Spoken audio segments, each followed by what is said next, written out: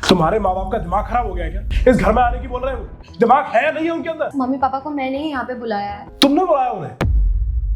और तुमने एक बार भी मुझसे पूछना जरूरी समझा कि उन्हें आना चाहिए नहीं आना चाहिए?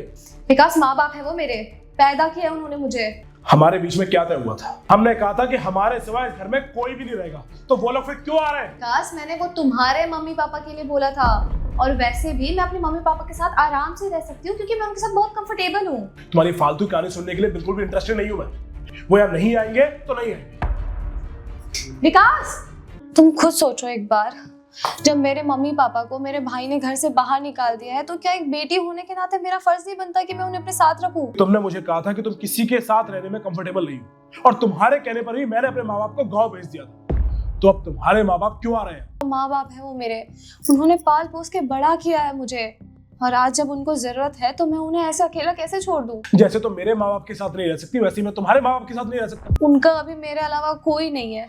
तो मेरे अलावा मेरे माँ बाप का कौन सहारा था? विकास, मेरी बात हो चुकी है भैया से, उन्होंने साफ साफ इनकार कर दिया कि वो नहीं रखेंगे मम्मी पापा को अपने साथ।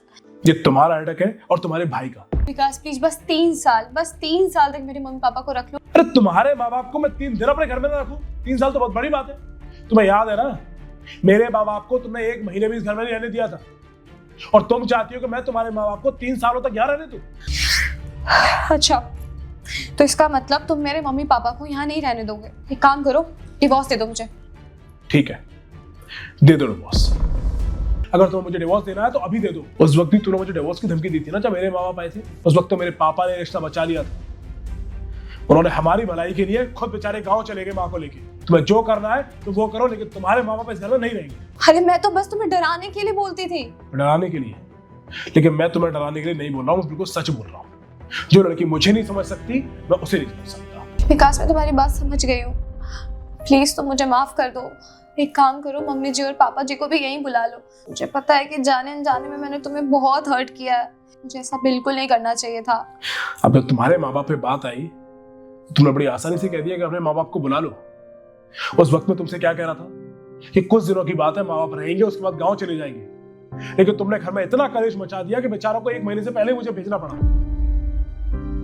लेकिन मैं तुम्हारी तरह नहीं हूं। ठीक है, बुला लो अपने माँ बाप को।